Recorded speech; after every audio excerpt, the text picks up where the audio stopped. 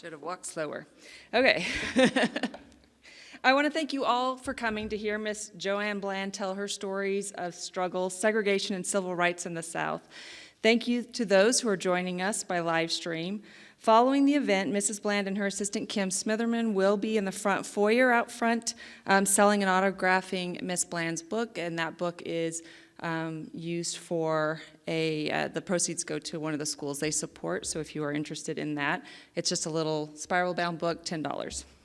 Last spring, Dr. Marty Kuhlman over there, Dr. Kuhlman will wave. He taught an honors course focusing on civil rights, and as part of that course, Dr. Kuhlman, Dr. Wade Schaefer, and myself took students on the civil rights tour through Alabama, and it is there that we just happened in on Mrs. Joanne Bland speaking.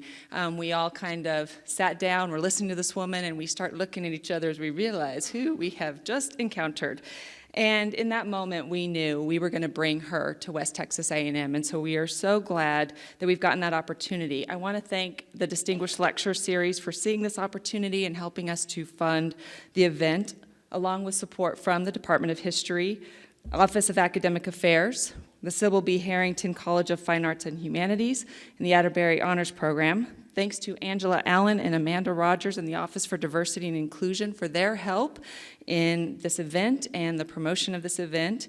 Thanks to the Gender Studies program that also was helping to promote and offer support. Our students have been amazing. If you heard them march in. Thank you to all of those who did march. And I do want to recognize some who are part of the brainstorming promotion. And so when I call your names, if you would please stand and just kind of do a little wave if you're here. So Alondra Villa, Adela Miranda, and Nick Garcia, they were 3 students who went with us on the tour and met Mrs. Bland, and they actually were on the news for me in the mornings, like early mornings, so kudos to you all for that. To Eric Collins, Kayla Greco, Deanne Murray, Marvin Townsend, DeAndre Jones, and Chastity Walker. They helped us brainstorm and put together this march, and so please give all of them a round of applause.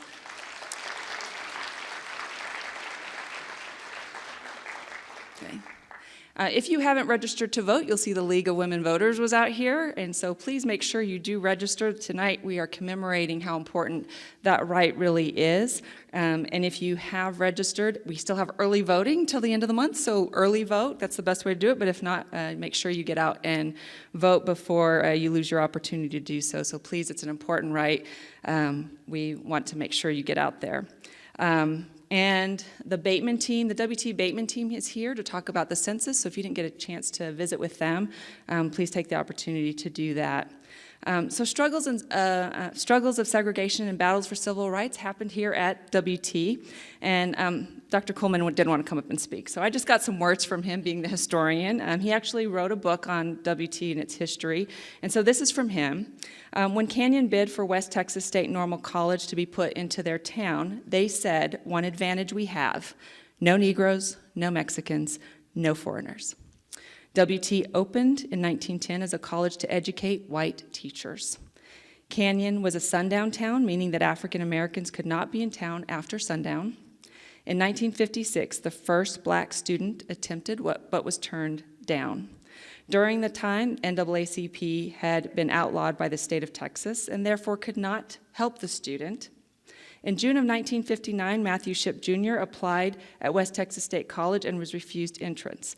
In September, he was again turned down. The NAACP was again legal in the state and represented Shipp in a court case. West Texas State argued they did not have to integrate, but in February of 1960, the district court ordered the college to integrate. May Dean Franklin, Betty Jo Thomas, and Roy Watson entered West Texas State in the fall of 1960. 60 years later, thanks to the vision of Angela Allen, the first space on campus named after an African-American family has opened, so we have the Neal Multicultural Suite. And so I want to give a round of applause to Angela for making that happen.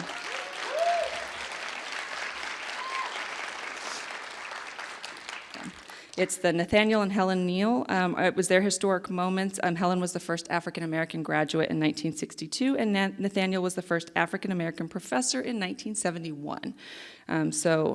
I cannot express how honored I am to bring Mrs. Joanne Bland to this stage to tell you her stories. I've never been so emotional about bringing a speaker in my life, and so this has been amazing to spend some time with her, to hear her stories. I can't even imagine what it must have been like to grow up during segregation, to stand as a child and fight for civil rights. I don't know if any of you can imagine that or have gone through that, and to work for freedom, things that I've been able to take for granted all my life. I hope tonight that everyone who has a truth to tell finds the courage to tell it, that everyone who has lived a relatively privileged life finds inspiration to help those who haven't been as fortunate, that all of us work to protect the rights that belong to all of us. So to Mrs. Joanne Bland, we at West Texas A&M thank you for your fight and your courage to tell your life stories. Without further ado, please welcome to the stage Mrs. Joanne Bland.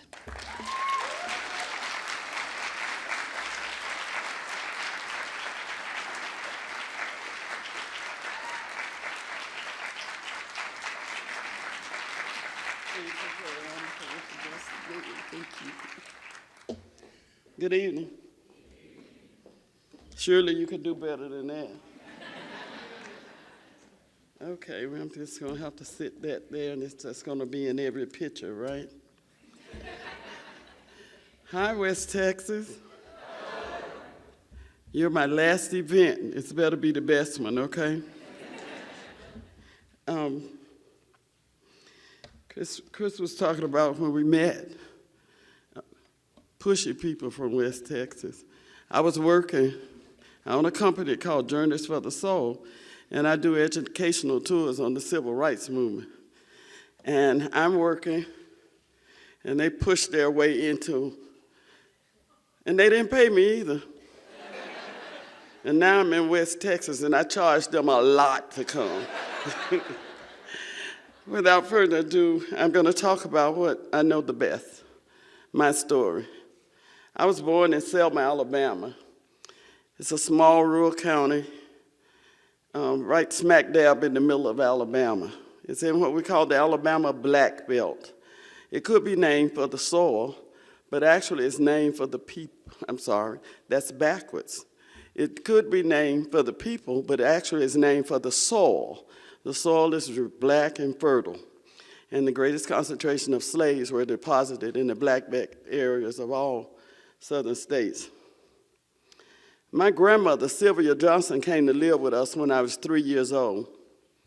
My mom had died in the halls of the White Hospital in Selma. You see, my mom needed a blood transfusion, but they didn't have what my older sisters call any black blood. I'm a little bit older than 3 now, and I still don't know what black blood is. The blood had to be ordered from Birmingham and sent to Selma on the bus, and then taken to the hospital so my mom could get her much-needed transfusion. By the time the blood got there, it was too late. My mom was gone, and she had delivered my stillborn brother. Grandmother came back from Detroit, where she had lived for over 35 years, to the funeral, and she could stay to help rear us along with my dad.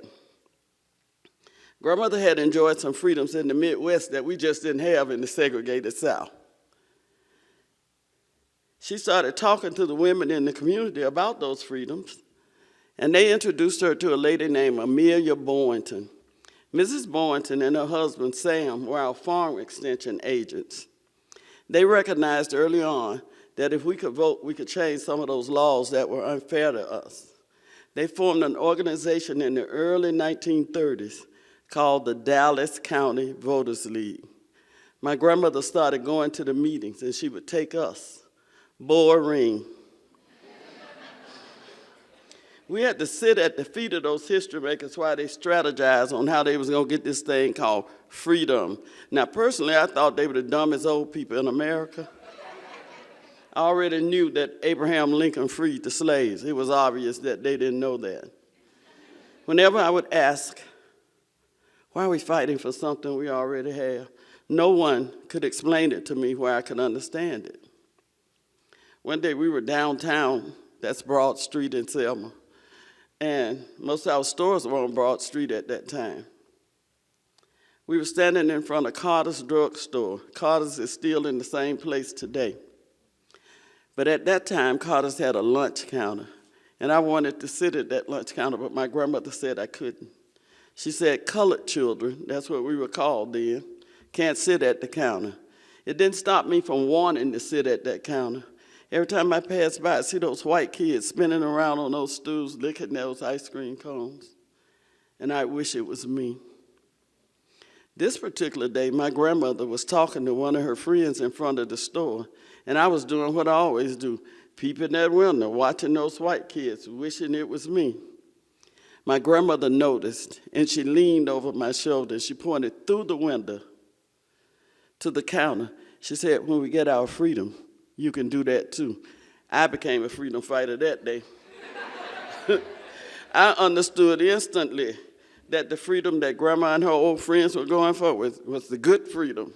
You know, the one that would let me sit at that counter. I started going down to First Baptist Church with my older sisters to the meetings of SNCC, the Student Nonviolent Coordinating Committee. They tried to teach me the principles of nonviolence. Yeah, I flunked.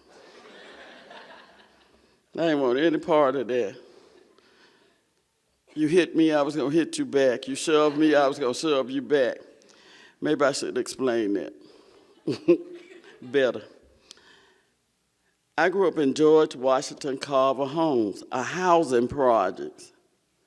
And the only principle I could really grasp at that time was the one where you say, I hit you on this side, and you smile, and you turn the other cheek so I can hit you again. What is it?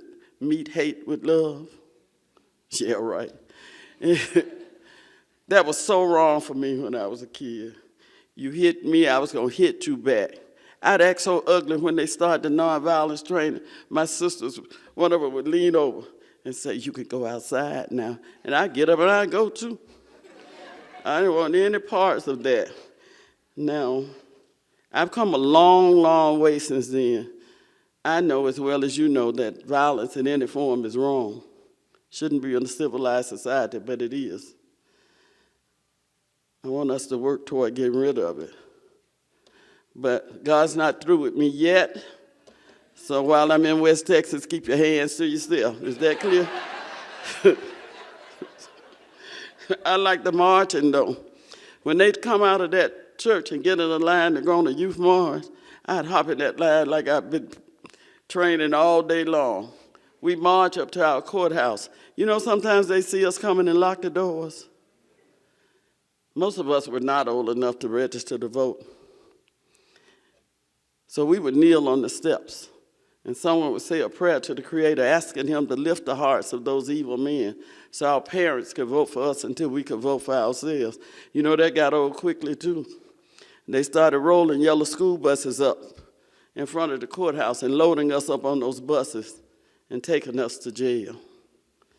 They would put us in cells that were supposed to hold 1 to 2 people. I've never been in a cell 20 upwards to 40 people were not all jammed up in one little space. If you were lucky or unlucky enough to get to bed, you didn't sit there long. The mattress was gone. It was just that metal frame. It had that little lip in front to keep the mattress from sliding off. It didn't feel good on the back of your thighs at all. The toilet, right there, just right there, no privacy. Our food, dry beans or peas. For those of you who cook beans and peas, you know you can't just open that pack. You got to pick out the stuff you can't eat. You know, the rocks, the grass, the dirt, the insects. Nobody did that for us. I think they took pride in bringing you a plate with a huge rock sitting right in the middle. Those things were done to break our spirits. When we were as low as we could go, they let us out. I'd go home, take a bath, eat a good meal, and I'd find out I still couldn't sit at that counter, and I'd be right back up in their faces. In December of 1964, a letter was written to a man named Dr. Martin Luther King, Jr., inviting him to Selma to speak at a program on January the 1st. Dr. King accepted that invitation. If you study Dr. King's movements, you know he never went anywhere that he was not invited. He just didn't walk in and take over.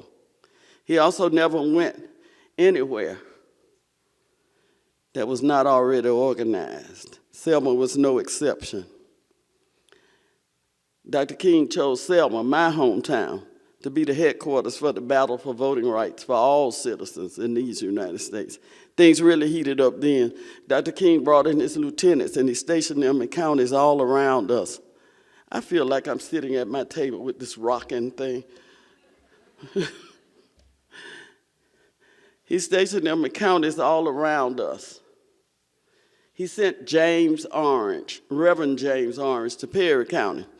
In Perry County, Reverend Orange found it easier to organize students. It was easier to organize the students after all their parents worked for the same people who were trying to keep us from getting the right to vote. They marched on their courthouse and were arrested, all of them, including Reverend Orange. Reverend Orange himself told me about 3 o'clock that day, a state trooper came into the area where he was housed with a rope. On the end of that rope was tied a noose. Reverend Orange said that trooper threw it over the top of his cell so that noose hung in his face all day long. He said he had to sit there knowing it may be his last day on earth. That evening, they let the children out. They kept Reverend Orange. A mass meeting was being held at a church approximately 2 blocks from the jail. The children ran into the church and disrupted this meeting. They said, "You have to do something. You have to do something now. They're going to kill him." The people in the church decided that they would walk down to that jail and walk around it all night long in hopes that their mere presence would save this man's life. When they left the church, they were attacked and brutally beaten by law enforcement officers. A young man named Jimmy Lee Jackson emerged from the church just in time to see a state trooper beating his grandfather, his 82-year-old grandfather. Jimmy's mom saw them beating her dad too, and she ran over. As she approached, that trooper drew back that billy club to hit her, and Jimmy did exactly what I would have done. He put up his arm between them and blocked it. That trooper shot him. Jimmy died 8 days later.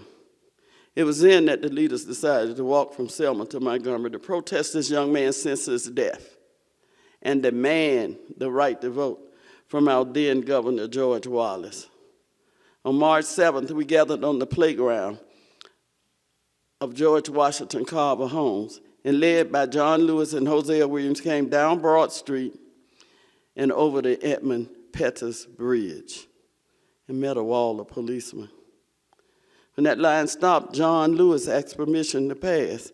The policeman said there would be no march between Selma and Montgomery. You have 2 minutes to disperse and go back to your church. In less than 30 seconds, they attacked. Now, I had never experienced violence. Marching was fun to me. I liked the spirit of the movement, the songs, the chants, being with my friends, not going to school. I liked all of that. When I crested that bridge and I could see across, I saw policemen lined all the way across all 4 lanes, right up under the first traffic lights. I knew we were not going to Montgomery. As I descended further, I saw the service roads on each side were filled with policemen.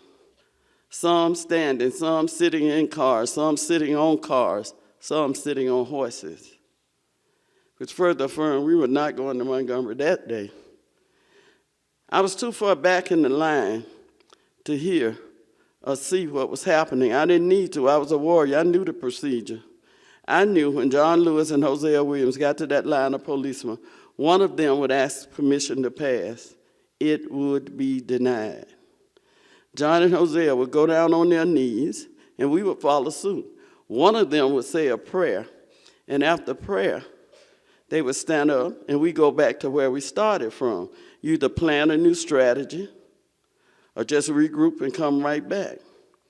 I'm standing there waiting for the front to go down so I too could kneel, when suddenly I hear gunshots and screams. I think they're killing the people down front. Before we could turn and run, it was too late. They came in from both sides, the front and the back. and they were just beating people. Old, young, black, white, male, female, it didn't matter. They were just beating people. People lay everywhere, not moving, bloodied, and you couldn't stop to help them, or you'd be beaten too. Oh yeah, the gunshots I heard, to my knowledge, no one was shooting bullets on that bridge that day. They were the tear gas canisters being shot into the crowd. Tear gas burns your eyes, gets in your lungs. You can't breathe, you can't see, you panic. Oftentimes you run right back to the same people you're running from. It seemed like it lasted an eternity. If you could outrun those men on foot, you couldn't outrun the ones on horses. The poor horses were afraid. They were rearing and kicking. They were running the horses right into the crowd. People were being trampled. Bones were being broken. The last thing that I remember on that bridge that day is seeing this horse and this lady. And I don't know what happened. Did the man on the horse hit her? Did the horse just run over her? I don't know. I do know as I stand here, 55 years later, I can still hear the sound her head made when it hit that pavement. The next thing I remember, I was on the city side of the bridge. I was in a car. My head was in my sister Linda's lap, and Linda was crying. When I became fully awake, I realized what was falling on my face were not my sister's tears. It was her blood. My 14-year-old sister had been beaten on that bridge and had wounds in her head that required 35 stitches, 7 over her right eye and 28 in the back of her head. Yet on that following Tuesday, I held that same sister's hand as we followed Dr. King and Dr. Abernathy across that bridge. And I'm not ashamed to tell you, when I crested that bridge and could see across it, I saw that same scene I had seen that Sunday. I didn't want any more freedom. Whatever the cost of this freedom was just too much for this 11-year-old. I tried to go back, but my sisters wouldn't let me. They kept talking, trying to coax me across. Finally, I remember one of them saying, "Come on, they're not going to beat Dr. King." I went, but I was scared. This time, Dr. King himself asked permission to pass. Policeman told him the same thing. There would be no march between Selma and Montgomery. But this time, the front went down. Dr. Abernathy said a prayer, and after prayer, he and Dr. King stood up and led us back to Brown Chapel AME Church, where Dr. King held a mass meeting. At that mass meeting, he told us he had applied for a court order that would give us the legal right to walk from Selma to Montgomery if we so wanted to, but more importantly, be protected. It was signed by a judge in Montgomery named Frank Johnson on March 17th, and on March 21st, we left Brown Chapel one more time, came down Broad Street and over that Edmund Pettus Bridge, and those same policemen who beat us up on the 7th had to protect us all the way from Selma to Montgomery.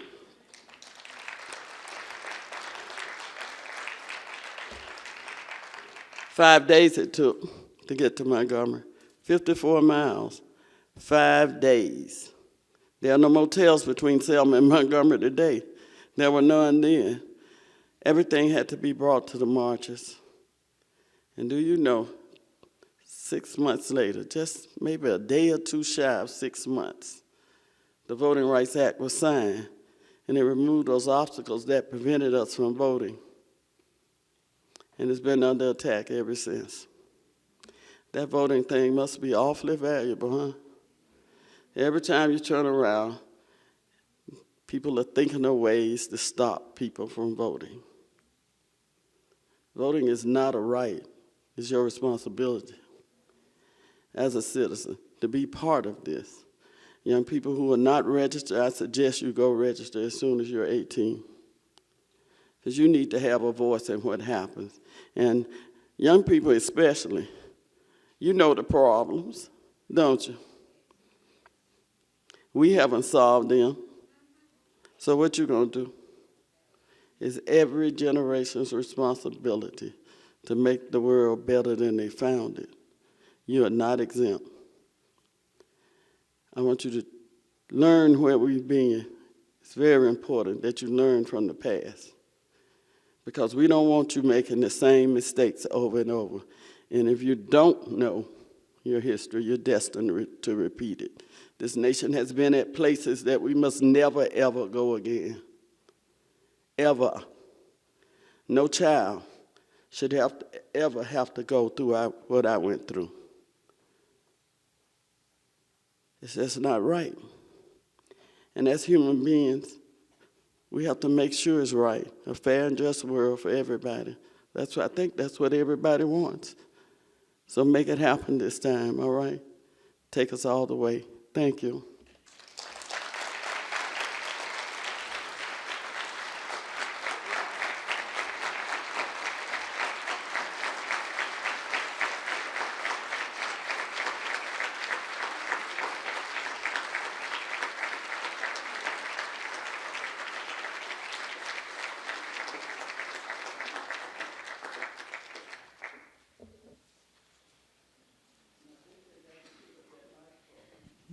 Nope. I got it. Okay, so Mrs. Bland will be taking questions. We have some microphones up here if you want to stand at the microphone. If you can't get out of your space or you need us to bring you a microphone, raise your hand, let us know. We will make sure that your question can be answered. So I'm going to give this one to you. Thank you.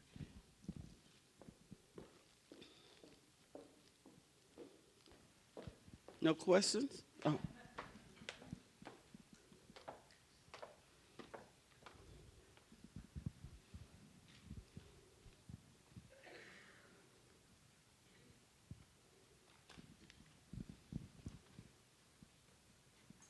Hello, my name is Cesar Escalante, and I'm a reporter for the Prairie News. It's the newspaper here on campus. I enjoyed your speech, and I really thought it was very powerful. Thank you. I would like to ask if there's one thing. I'm writing a story on this, actually. It'll be published tomorrow. And my question is to you, is there one thing that I can take from all of this, one quote, or anything that you would like cemented in that report that I'm going to finish writing tomorrow for the newspaper? What are you going to say? Do what? What are you going to say? How do I know what to put in there? I want to sound intelligent. No, I'm teasing you. I wrote about the importance of you coming here and the effects that it has on not only me, but every student and faculty member in this building. So I would like, that's my question. If one thing, I see students from all over this world and tell them the same thing I just told you. But I also hope that what I talked about empowers you to get up off your behinds and do something. When you see a wrong, you can't just sit silently and watch it, or get in at the table and talk about it among yourselves and not do anything. And I also like the young people to know they're part of the puzzle for social change. Social movements are like jigsaw puzzles. Everybody is a piece. And if your piece is missing, the picture's not complete. And when you put your piece in and it completes the picture, you automatically become the most important part of that puzzle. So don't you want your piece to be the most important piece? Yes, ma'am. All right. Thank you.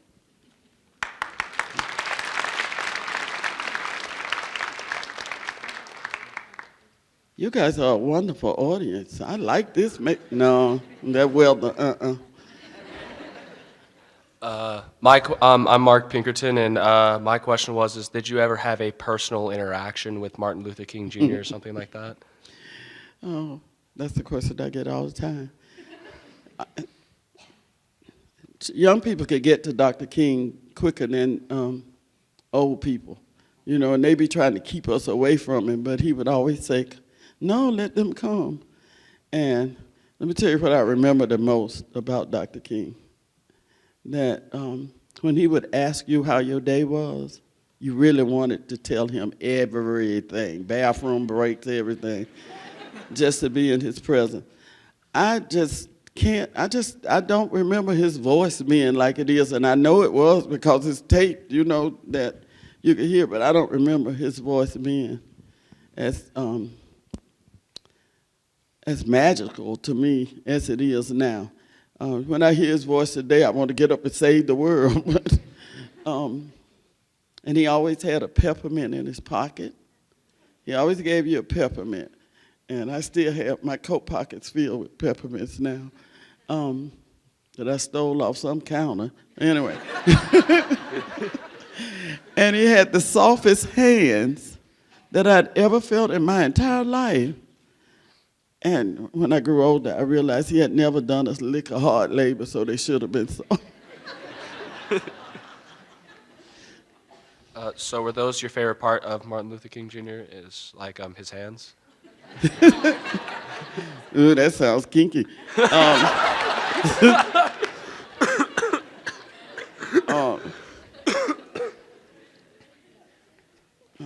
I think it was his star power. That's what made us want to be around him. Wherever he went, we wanted to follow him. So I don't think it was just his hands. I just happened to remember that. I don't remember his voice, but I remember his hands. Okay? All right. Thank you very much. Yeah, I'm like Martin now. You want to talk to me all night, huh? Huh? No. Little girl. Hi, my name's Jonathan Urias. I grew up in this area, the Panhandle. You poor child. And, yeah, I know.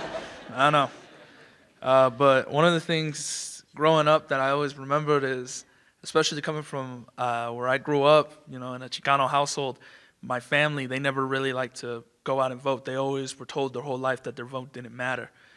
My parents, until I started telling them about voting and how they can make a change, barely started voting. My grandparents still don't vote.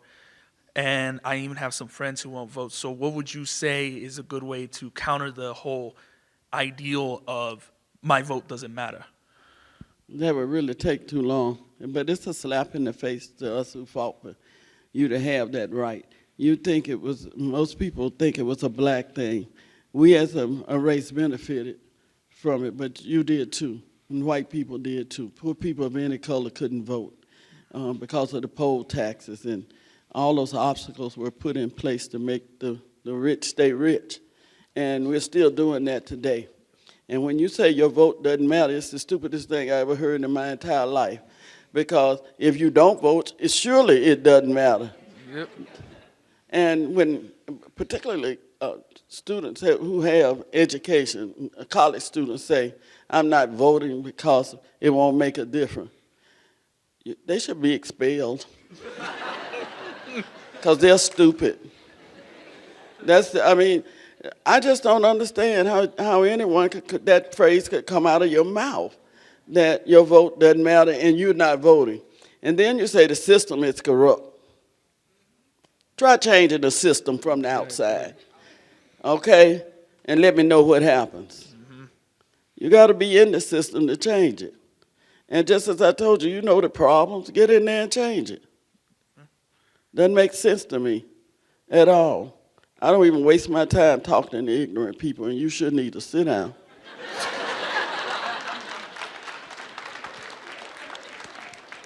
Hi there. Hi, my name is Chloe Ellison, and I was a part of the group that saw you last year in Yeah, I Selma. see your shirt. Yeah. So while we were there, you mentioned that you work with a school in Alabama, and I was just wondering how that was going and what your inspiration for that was. Oh, you're the sweetest child in here. That's one of my favorite subjects. I don't have a book. Anyway, my sister runs a school in Selma that's called McRae Learning Center. Write that down. McRae Learning Center, where our children consistently test higher than any of the children in the public school system in the state. Yeah, we're bad. Our children know who they are. And it's not a segregated school. The school is integrated because we believe that children should know each other young. When you get to college and you start to find out about different things, you'll be like, Dad, I missed this my whole life. That's ridiculous. But our children are just the bomb. But when you teach against the norm and you don't conform with the state standards, you're not funded like most schools. So we struggle. We struggle, and we're still struggling. But it's going to be there. And we devised a way that you could help. That's my begging voice. Is it working? Anyway, Kimberly, that's Kimberly. Stand up, Kimberly. Why you put Kaplan for Kimberly? I pay her. No, I don't know. I couldn't make it in this world without Kimberly for the past 10 years. She's my right hand, and she takes care of me. But Kimberly is going to be selling some booklets tonight that we put together to help finance the school. And we came up with this because the school was struggling so. And we sell them to all our groups, right? And it helps to keep the school open. So you'll be part of a puzzle for social change. It's called Stories of Struggle. And it's things that happened to us when we were growing up doing segregation. Segregation is very hard to teach young people because you're so disconnected that to tell her about segregation, you would show her those signs and say that we couldn't go in there because it would say no dogs, no N-word, no Jews and stuff. It was deeper than that. Those of us who grew up doing segregation know it was deeper than that. We feel that children should connect to it and feel it. Should feel segregation because it was bad. It must never, ever happen to another people.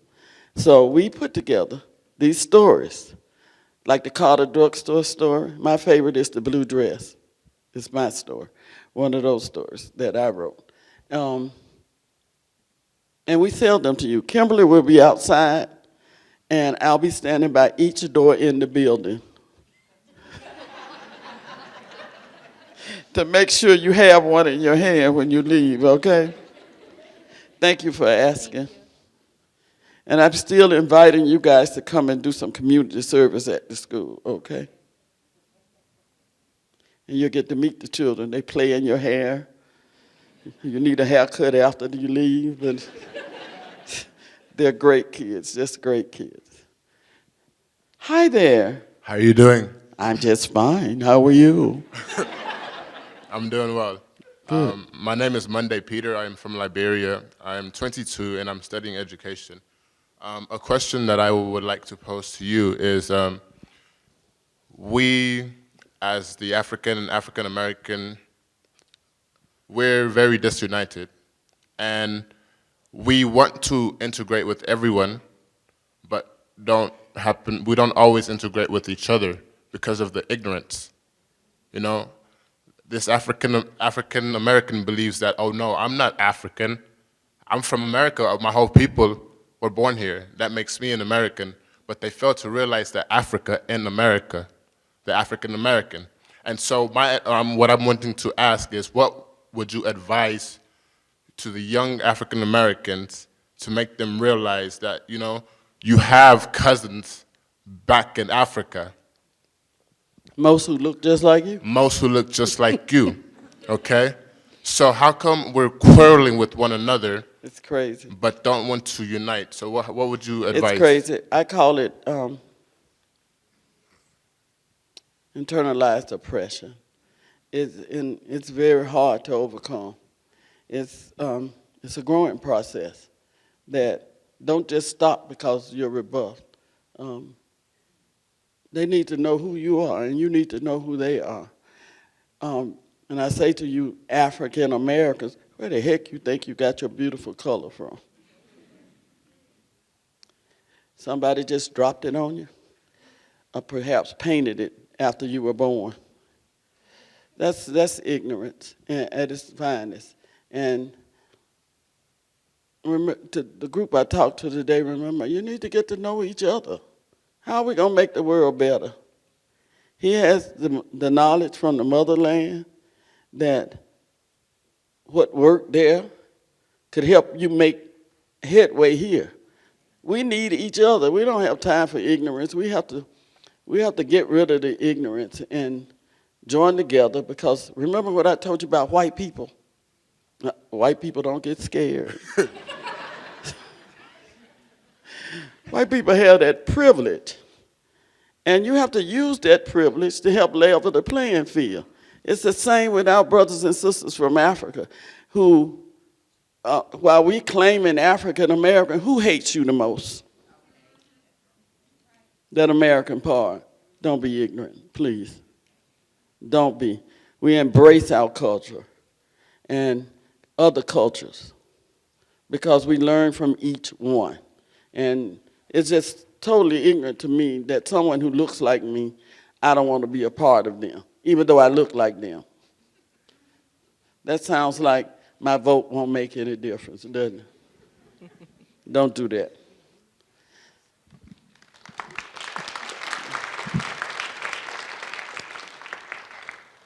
Hello. Oh, the cutest thing in the building. Come on. Pull it down for her.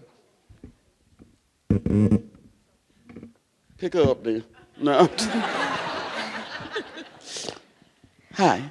Hi. What do you think other little girls like me think about your speech? What do I think you think about me? Oh, you love me. That's why you up there. You loved being here. At first you didn't want to come. You thought I was going to be boring, didn't you? And you were just over there just laying down. And then I saw you sit up and start to listen. What's your name, sweetheart? Hope Hughes. Pretty name for a pretty girl. And I hope that you got from my speech that you can do the same thing. How old are you? I just turned 9. You can do the same thing. You know, I was arrested for the first time when I was 8 years old. And they put me in a cell. A lot of other children were there, but my grandma was there, so after a while I wasn't so scared. But I went to jail when I was 8. By the time I was 11, 13 times. And look at you, 9 years old now. You know what's wrong, don't you? Mm-hmm. You don't have to wait to get to college to do things. When something's wrong, you say something. You don't wait for somebody to say something. It's your responsibility. I hope you got that from my speech, okay? Mm-hmm. Thank you for your question. You're welcome.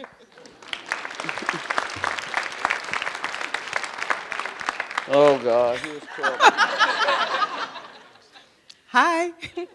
Hi. I'm Angela Allen, and I work right here at West Texas A&M University. You look just like that lady I ate dinner with last night. Oh, and lunch today, well. That would be me. Oh. And I enjoyed every minute of it I did. But I have a question for you. At 11 years old and at 14 years old, how did you and your sisters and those other young people process the violence that happened to you at that time? You know, nobody came to talk to us to try to get us back to where they thought we should be. You know, for every major tragedy in the United States, psychologists and psychiatrists and counselors are flown in to help people. Nobody came to help us, so we just internalized it, and we just went on. And I didn't realize how much I had internalized that made me not the person I wanted to be. I treat you a whole different way than I treat some white person, right? And when I realized that, I started to work on me. I also realized that anger and bitterness and all those negative things were holding me back, not the person who inflicted the pain, holding me back. And I started to grow. And then I opened my company. Well, first we opened a museum.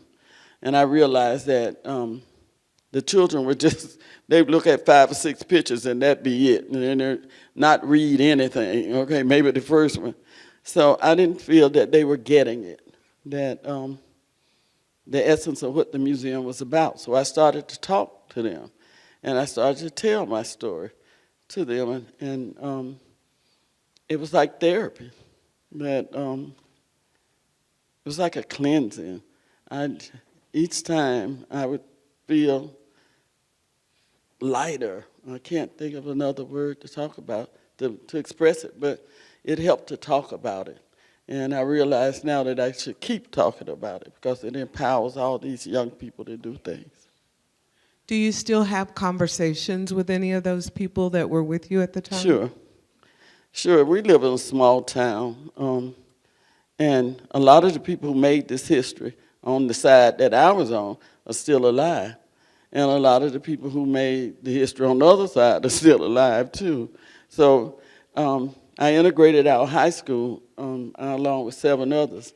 And some of the young people I graduated with, young white people I graduated with, 1 or 2 I still keep in touch with. But we still have a black reunion and a white reunion, okay? And it's always said that we're invited to each. You can go to each one, but you know the blacks go to the black, the whites go to the white one, so. So some of those police officers that brought that violence at the time, have you spoken with any of them, or any of them still around? Oh, yeah. One, a state trooper, when I was at the museum, came into the museum. A state trooper that had been on the bridge on March 7th. And he came in with a film crew from PBS. I know you guys never saw this because they couldn't bleep out all the words. First, I felt he should have had dialogue with me before he puts me before a camera to apologize. I didn't feel any sincerity when, because he came with the camera crew, and I told him. But it hurt me that he would think that he could walk in and I'd accept him. Just accept this apology. No. He may have been the most sincerest person in the world, but I don't think he should have come in without forewarning me or without the crew to talk to me. And camera in my face, so I just said what I felt. And they couldn't, it never aired because of that. Hi there. Hi. I just want to say thank you so much for coming here and telling us your story. My first question is,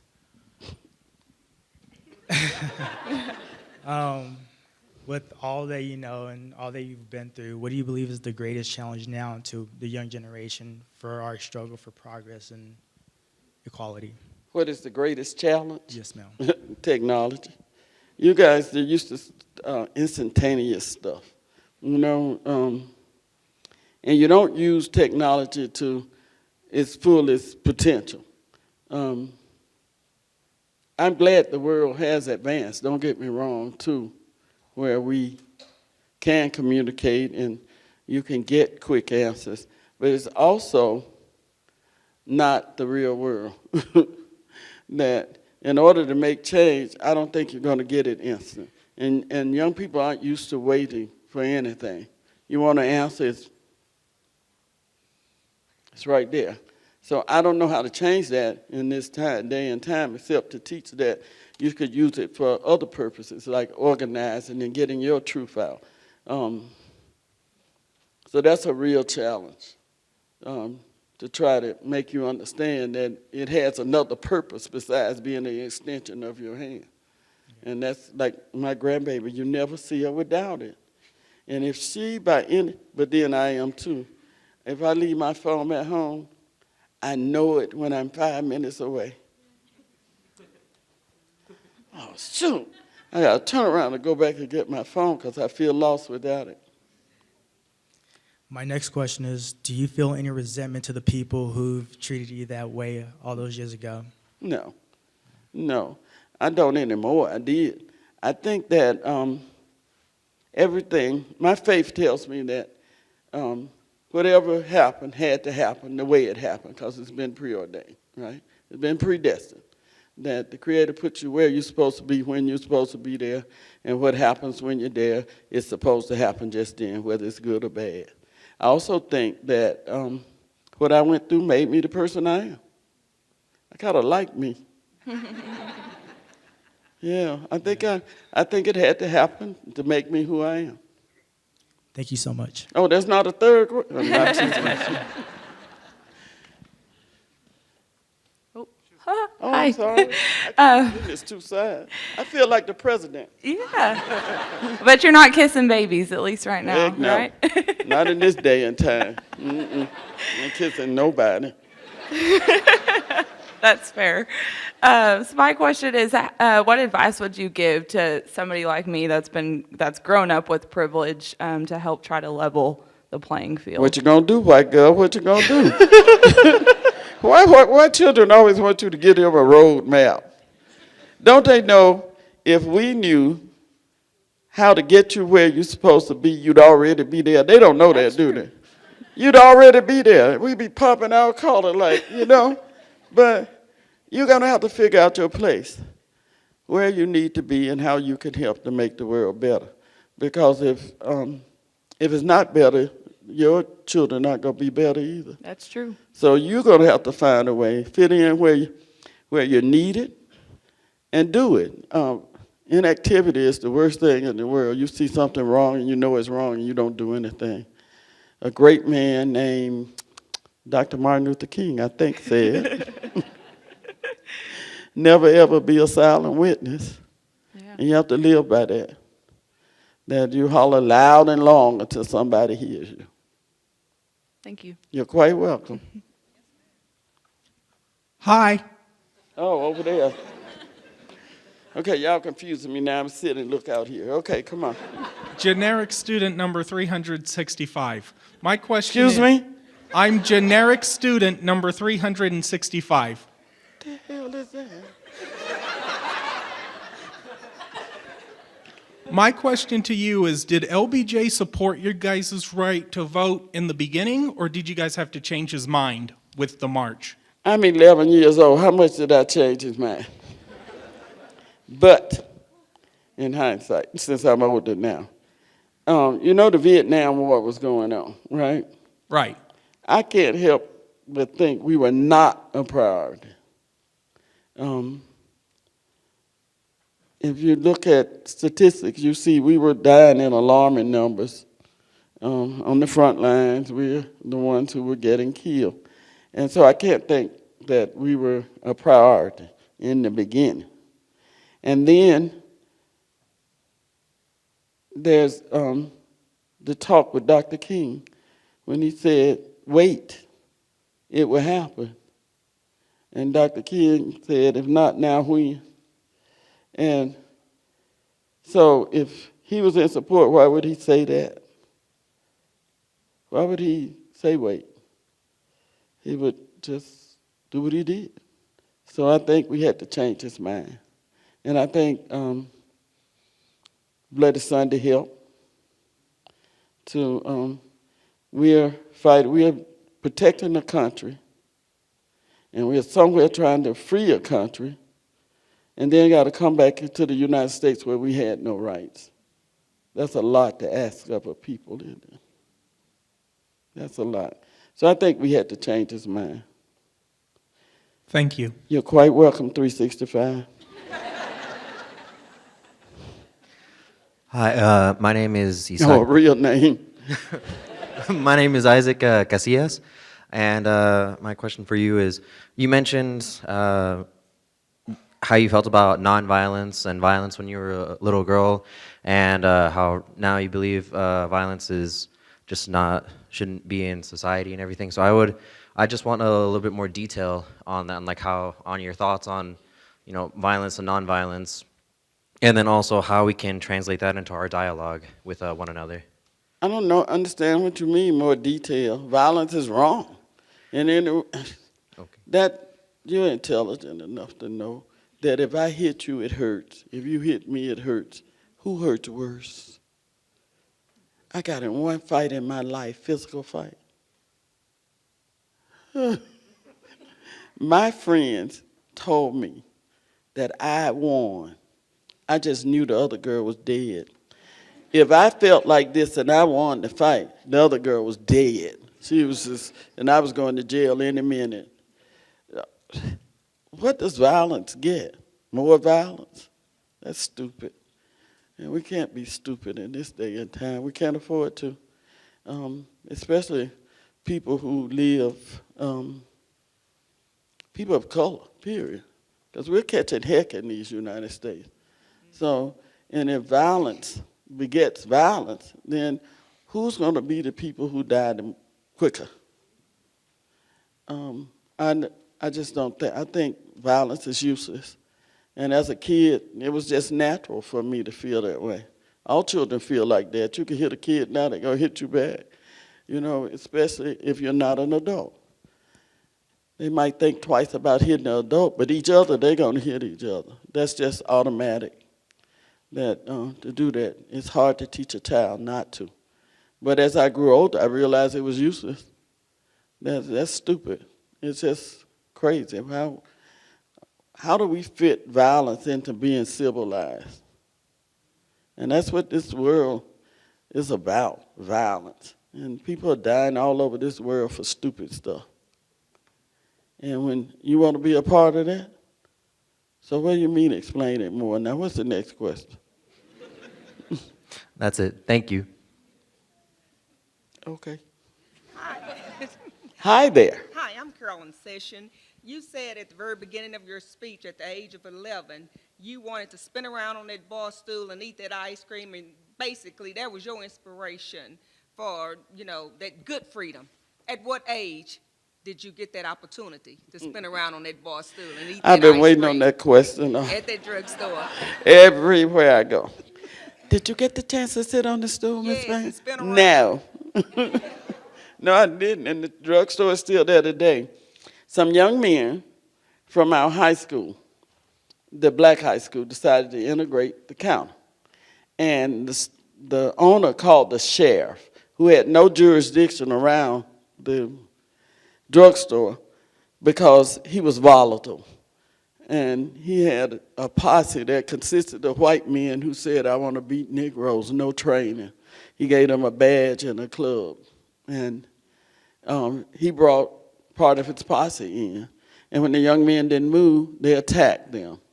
And I guess they flunked nonviolence too, because they fought back. And they tore the store up. And when they put it back together, he didn't put the counter in. My dad said he saw the writing on the wall, he'd have to let me sit there one day. But I have some friends that are building a healing center in Selma. And on the first floor, they're going to have a replica of that counter. And guess who's going to sit there first? I hope you have that opportunity.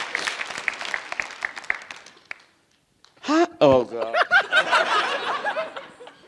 Yes, I'm back. My pretty girl. Yes. Just so you know, I'm Deanne, if y'all know me. A few weeks ago, the diversity office put on Selma for us so we can at least get a glimpse of your story before you got here. Yeah, you get a glimpse of my story. Yeah, that's well the story. We just want to see, did Selma, the movie, actually tell the proper story of what y'all went through, or did they leave a lot of stuff out? Good question. The movie Selma, the screenplay was written before they even got to Selma, with no consultation from us. A lot of the events that depicted in the film actually happened. They just didn't happen the way they said it happened, or with the characters they said happened. And we were offended because we thought our history was interesting enough without putting a Hollywood spin on it. Only one scene in that movie was shot in Selma. That was the bridge scene. The rest was shot in Georgia. And first we were offended they didn't consult us and we're still here. And second, the way the movie looks, for those who've seen the movie, it looks like Dr. King was there every day, right? Saying, you go do this, you go do that, and you go do that. Dr. King may have been in Selma 5 times out of this whole period. And this movement was fought primarily by women and children.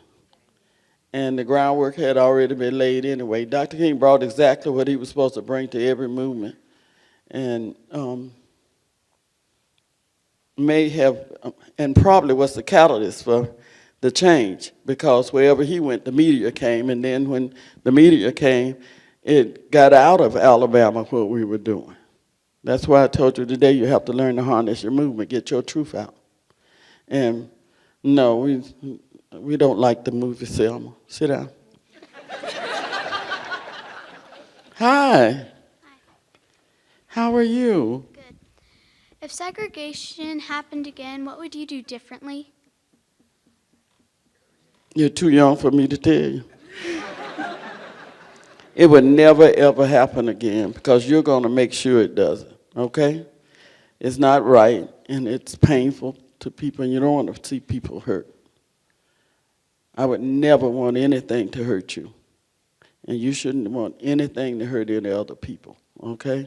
So we're going to fight that. We don't even have to think about what we'll do because it's not going to happen because you're not going to let it happen. All right?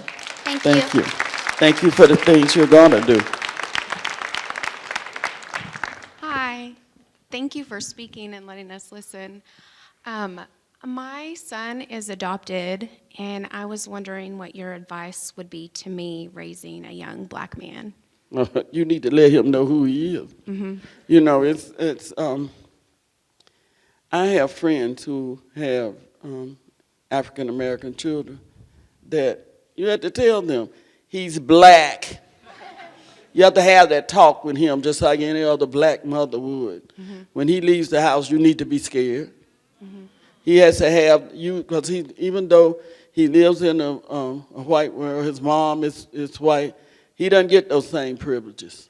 His skin is black, and he needs to know who he is. Mm-hmm. And you, at all times, he needs to know your culture and his culture. More importantly, his culture. Mm-hmm. Because when he hits the real world, he's going to be another Negro. And he has to be prepared for that. You won't be there to cushion it. And another thing, most parents think you have to sugarcoat stuff. You need to kick it plain. Mm-hmm. You need to say it plainly. He's a black male. 2 strikes against him already. Mm-hmm. And when he leaves your house, he's going to be in a world that hates him. He's going to be in that world, and he's not going to be prepared unless you prepare him for it. Okay? Call me, girl. Thank you. You're welcome. Hi there. Hi, I'm Rosa. I moved to America about 4 years ago. From and- where? South Africa.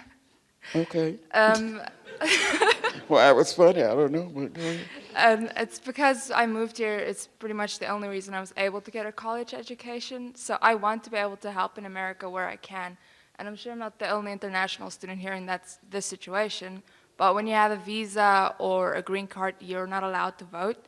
But if we still want to help, how would you suggest we do that to make a change? I saw a table out there that said register to vote. You need to make sure people are there. If you can't vote, you can do something. Just drag a bunch of Americans there. I don't care how you get them there. You could go caveman if you want to drag. I don't care. As long as you get them there, and then make sure they vote. And the importance of voting. And look, you're from South Africa. You have these wonderful stories you could tell her about your country. And the little baby that came up that looked so pretty. Both of y'all look gorgeous. But you have these stories that you can pass on. Why aren't you talking to children here? They scare me.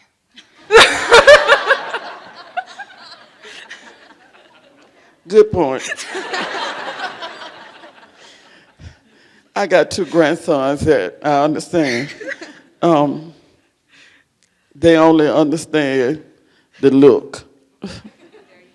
You know the look, right? Yeah. They only understand the look. There are lots of things you can do, but conversation is one. You don't understand why people don't vote, so you ask them. And then you can counteract the argument by telling how you were denied in your country. Was that right, where you couldn't get an education in your country? You just can't afford it with the salary there. Oh, is that right? Thank you, my amen corner. They don't have like scholarships or stuff like that there. I don't care. Education should be free. It's not there. Not here either. Well, high school is. Yeah, to a certain extent, and it ain't free because we pay for that. Yeah, our taxes pay for that. That's not free. Fair enough. Ain't nothing in the United States free. They just try to tell you that lie to fool you. But it's plenty you could do. Do you talk to people who don't look like you? Yes. Why you said that so hesitantly? How do you avoid something like that? Well, in a school that got 5% African Americans, I think you can. Fair enough. Okay. So what's so easy for you is not because you look just like those white people that were mean to me in the 60s.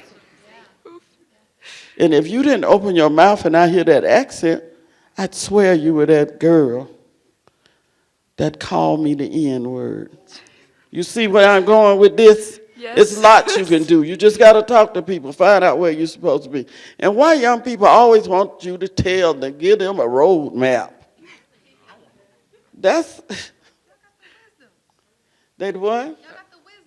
Don't, look, girl, I've told you once. About 3 times a day I told you, if we knew what to do to get us where we supposed to be, your little butt would already be there. Is that clear? Am I telling the truth? See some people sitting back there with some snow on the top. Am I telling the truth? So don't be asking me those dumb questions and talking about the wisdom and yeah, I'm smarter than you, but only because I've lived longer than you. I have world experience and age experience. You're going to have to figure that out yourself. Now go sit down, little girl. Thank you. Oh, this line keep growing. Hello. My Hello. question for you today is, there was no doubt that this was a hard time, and I wanted to know what got you through it. Was it your hope, your family, your faith, or a combination of That counter. At 11 years old, do you really think I understood the connection between voting and how I could sit at that counter or how it would benefit me later? I didn't understand that. I wanted to sit at that counter, and grandmother said I could if I got my freedom.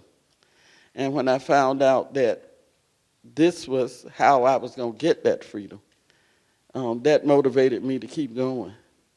And yeah, we get discouraged, just like you do. We get discouraged. But there were always things that motivated us. We went downtown, I saw those white kids sitting there. I got to go try it one more time until it happens. So you just do it. Okay, thank you. Yeah, I work for Nike. Why don't we make this the last 3 questions? And so. No, okay, last give her a 3, go ahead. All right. Hi, I'm Simone, and I'm actually from Atlanta, which is a really big Black historical city. No, for real? Yes, I know. Crazy. I'm the only Atlanta person, so I know that and that alone. But in the schools, it's very, very common that Black people only talk to the Black kids and white kids only talk to the white kids, and it's very, very noticeable. And a lot of the teachers have said that we need to work to change that. And as somebody who actually went through segregation, is this something we should be worried about in schools, seeing that people tend to stick to their own races, or is it just natural? Yeah, that's not just here, that's everywhere. That's because you're more comfortable with people who look like you, and you figure they understand better. And that's any race. But if you don't make an effort, it's never going to happen. That if you all sit together and the whole table looks like you, what are you learning about each other? Nothing. You're going to have to get out your comfort zone, and you guys just going to have to come out of your comfort zone. It wasn't easy for me to talk to white people. And then after I turned 50, I felt like I could just call them white people. I felt like I could say whatever I wanted to say. You're not there yet. You're not there yet. And what you need to do is get out of your comfort zone. If your comfort zone is this table over by the window in a certain spot where we all gather every day, how are you going to learn about anybody else? They may have something. Remember, I talked about white people having privilege that you could use. You use what you have to get what you need, right? And what about Latino people? I had tacos today, they were good. In Atlanta, there's Not just really the food, but how other people feel. And sometimes you got to get out of your comfort zone so you can organize against a certain issue or something that's bothering you. You talk to other people who don't look like you get other ideas that you could use to level the playing field for everybody. Come out of your comfort zone. Sit down, little girl. Thank you. You're welcome. Go ahead. My name Hold is. up. Didn't I point at you? I got this. Come over here taking over. Did you see that? I got this. Hold up, baby. I was going to ask, after spending so much of your childhood watching your family and your friends struggle to vote and just having the right and the responsibility to do such, how did you feel the first time you got to vote? Everybody asks me that. I don't know. You would think it'd been a milestone in my life, but I don't remember it. I don't remember who I voted for. I even asked myself, did I even go? She said, yeah, you voted, and it was a big thing for you to go. Because I have a younger brother, and we were just chomping at the bit to go to vote. And then I can't remember to this day who I voted for. And you know, all of you, if I had thought 55 years from that time that I'd be in West Texas talking to people about when I was growing up, I would have kept everything, every piece of paper, taken lots of pictures. We couldn't afford a camera, that would have been a lie. But just took meticulous notes so that I would remember those things. But as I told you, after it happened, life just went on. It wasn't like we had done anything so extra, because nobody, after the Voting Rights Act was signed, everything sort of just quieted down and went back to what we thought was normal. Only now we could go in places, we could try on clothes, we could vote. But I don't remember. I'm sorry. Don't worry about it. Thank you. My name is Drew Hamlin. I was actually part of the group that heard you speak in Yeah, was your hair that color then? It was not. It was Okay. not. What color was it? Green? It was brown. Okay. And I was just wondering, is it strange for you to see the bridge now, to like drive over it, or has it just become normal? Normal. I don't feel like I'm home until I go over the bridge. We have a bypass, and that you don't have to go through town.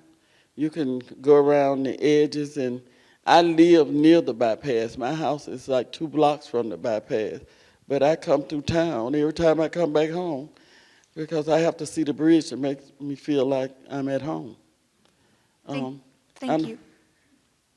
Say what? I said thank you. Oh, I was gonna keep talking. Oh, please keep Okay. talking. Please keep talking. Oh, goodness. I'm so I guess sorry. she told me to go sit down. Didn't she? Nah, I'm teasing you, baby. Go ahead.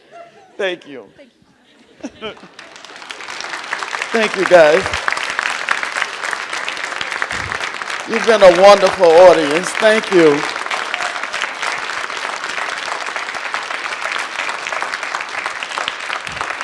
And young people, thank you for the things that you're going to do. Okay?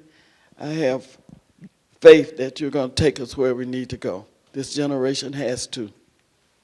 You're the ones we've been waiting for, so make it happen, all right? Good night.